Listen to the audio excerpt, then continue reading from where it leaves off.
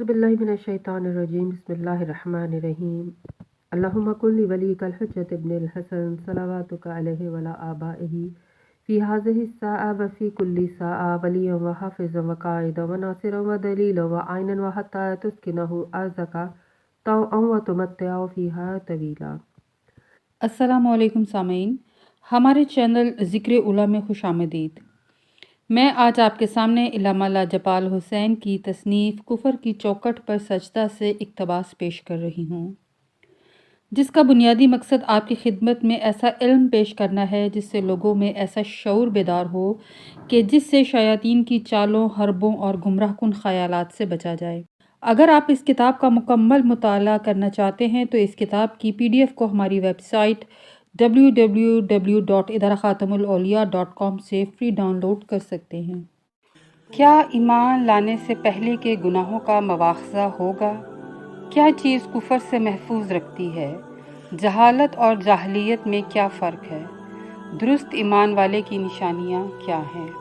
सूरह आल इमरान आयत 193 में इरशाद बारी ताला है, ए हमारे अल्लाह, हमने पुकारने वाले को सुना जो ईमान के लिए पुकारता था कि तुम अपने अल्लाह पर ईमान लाओ, बस हम ईमान ले आए। ए हमारे अल्लाह, बस तू हमारे गुनाहों को बख्श दे और हमारी बुराइयों से हमको दूर कर और हमें नेकियों की हमराइयों में ले ले। अल्लाह ताला पुकारने वाले की पुकार और निदा को सुनता है, जो ईमान के लिए पुकारता है, जो गुनाहों की बख्शिश चाहता है और फिर उस नाला व फरियाद को खालिक पसंद फरमाता है। इसीलिए साहिबान ईमान को चाहिए कि अल्लाह की बारगाह में ऐसे ही दुआ व मनाजात किया करें। इसीलिए सूरह हजरात आयत नंबर 7 में अल्लाह ताला इरशाद फरमाता है, अल्लाह ने तुम्हारे लिए ईमान को महबूब बना दिया है और उसको तुम्हारे कलूब में जीनत दे दी है और उसने तुम्हारी तरफ कुफर और फस्क को नाफरमानी को नापसंद किया। इमाम बाकर अलैहिस्सलाम ने कहा कि कुछ लोग इस्लाम लाने के बाद रसूल की खिदमत में आए और कहा, या रसूल अल्लाह, क्या ज़माना जाहिलियत में जो गुनाह हमसे हुए उनका मवाख़ज़ा भी हमसे होगा? फरमाया, जिसका इस्लाम दुरुस्त और ईमान पर यकीन सही है, अल्लाह ताला उससे ज़माना कुफ़र के अमाल का मवाख़ज़ा नहीं करेगा। हाँ, जिसका इस्लाम कमज़ोर और यकीन यानी ईमान पर यकीन सही नहीं, उससे अव्वल व आखिर दोनों का मवाख़ज़ा होगा। इसी तरह एक और हदीस में इमाम जाफ़र सादिक अलैहिस्सलाम से रिवायत है कि जिसने इस्लाम ला कर नेकी की, उससे ज़माने जहलियत के गुनाहों का मवाख़ज़ा ना होगा, और जिसने बदी की, उसके अव्वल व आखिर दोनों तबाह हुए। इससे मालूम हुआ अव्वल इस्लाम और ईमान का सही होना कुफ़र से महफूज करता है। अब गौर करें, अगर एक इंसान कामिल इस्लाम लेके आए तो वो कामिल मुसलमान बनता है, और जो कामिल मुसलमान होगा वह ईमान लाने में भी नुक्स को ज़ाहिर नहीं करेगा। चुनांचे ईमान का कमाल यकीन की हद आखिर को छू लेता है। ईमान कल में आए तो वो बंदा कुफर से मुबर्रा हो जाता है, और जब बंदा कुफर से मुबर्रा हो जाए तो वो रोशन दिलो अक्ल के साथ इताअत इलाही बजा लाता है। मार्फत इमाम का मानी फ़कत ज़िक्र तक महदूद नहीं, बल्कि इस इरफान में जब तक कल्ब और अकल रोशन ना हो, कुफर की तरफ माइल होने की गुंजाइश बाकी रहती है। इसीलिए रसूल के ज़माने के जो मुसलमान कामिल हुए, उन्होंने रसूल की मअय्यत में ईमान के आला मरातिब को पाया और फ़ज़्ल इलाही से उनका वजूद बातिन रोशन हुआ। अब दो ज़मानों का जिक्र मिलता है, एक जाहलियत और एक जहालत। दर हकीकत ये एक ज़माने के दो तरह की हालतों का नाम है। जहालत लाइल्मी से पैदा होती है, और अगर इल्म मिल जाए और फिर इनकार पर बंदा कायम रहे तो इसको जाहलियत कहते हैं, और जाहलियत की मौत सबसे बदतर होती है। जिन लोगों ने रसूल का इनकार इल्म आने के बाद भी किया, अल्लाह ताला उन पर गज़बनाक रहा। आप अबू लहब और अबू जहल के वाक़यात को बग़ौर मुताला कर लें, आपको मालूम होगा कि वो इल्म हासिल करके भी हालत कुफर में रहे और इस्लाम को नुकसान पहुंचाते रहे। अब सवाल ये पैदा होता है कि जिसका इस्लाम और ईमान दुरुस्त हो तो उसकी निशानियां क्या हैं? जब बंदा किसी के कुर्ब में जाता है तो उसमें उसके औसाफ पैदा हो जाते हैं। लोहा आग के करीब जाए तो आग की हरारत और खुसूसियात लोहे में पैदा हो जाती हैं, और कुर्बत का असर इतना ज़्यादा है कि आग के अंदर लोहा भी मानिंदे आतिश नज़र आता है। तो अब लोहे में आग के असर को कबूल करने की सलाहियत मौजूद है।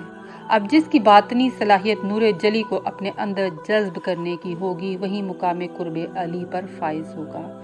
यही असल रोशनी है कि जिससे बातिन हमेशा बीना रहता है। तो अब ईमान और इस्लाम के औसाफ भी ये साबित करते हैं कि बंदा सही سمت میں سفر ولایت کر رہا ہو، کیونکہ ولایت ہی اصل صراط مستقیم ہے۔ چنانچہ رسول اللہ نے ارشاد فرمایا کہ ایسا بندہ کہ جس نے ایمان لانے کے بعد زمانہ جاہلیت کے اعمال نہیں کیے، اللہ اس کے گناہ بخش دے گا۔ رسول کی قربت میں جانے سے آپ کی ذات کے اوصاف بندہ مومن پر اس قدر عیاں ہو جاتے ہیں کہ جاذبیت جوں جوں بڑھتی جاتی ہے، ایمان کامل ہوتا جاتا ہے۔ یہی وجہ ہے کہ نہ ان کا ایمان ڈولتا ہے اور نہ یقین متزلزل ہوتا ہے۔ مومن آل فرعون کا تقیہ۔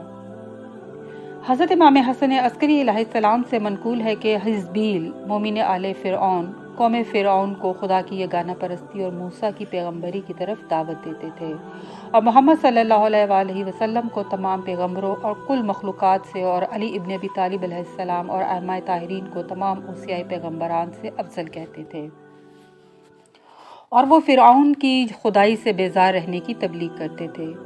چغل خوروں نے فرعون سے جا کر کہا کہ حزبیل لوگوں کو تیری مخالفت پر آمادہ کرتے ہیں اور تیرے دشمنوں کی تیری دشمنی میں امداد کرتے ہیں۔ فرعون نے کہا کہ وہ میرے چچا کا لڑکا ہے، میری مملکت پر میرا خلیفہ اور میرا ولی عہد ہے، اگر جیسا تم لوگ کہتے ہو اس نے کیا ہوگا تو میرے عذاب کا مستحق ہوگا، اس لیے کہ پھر اس نے میری نعمتوں کو ضائع کیا، اور اگر تم لوگوں نے جھوٹ کہا ہے تو میرے بدترین عذاب کے مستحق ہوئے ہو، کیونکہ تم نے اس پر افترا کیا۔ پھر حکم دیا تو ان لوگوں کے ساتھ حزبیل کو حاضر کیا گیا۔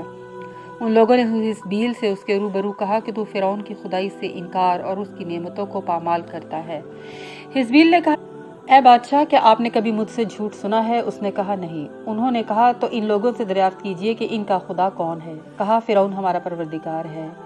کہا ان سے پوچھئے کہ کس نے ان کو پیدا کیا ہے؟ ان لوگوں نے کہا کہ فرعون نے۔ کہا ان سے پوچھئے کہ کون ان کو روزی دینے والا اور ان کی ضروریات کی کفالت کرنے والا ہے، اور کون برائیوں کو ان سے دفع کرتا ہے؟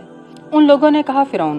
حزبیل نے کہا، اے بادشاہ، میں آپ کو اور تمام حاضرین کو گواہ کرتا ہوں کہ ان کا پروردگار میرا پروردگار ہے، ان کا خالق میرا خالق ہے، اور ان کا رازق میرا رازق ہے۔ ان کی معیشت کی اصلاح کرنے والا میری معیشت کی بھی اصلاح کرنے والا ہے، اور میرا پالنے والا، پیدا کرنے والا اور روزی دینے والا ان کے پروردگار، خالق اور روزی دینے والے کے سوا اور کوئی نہیں۔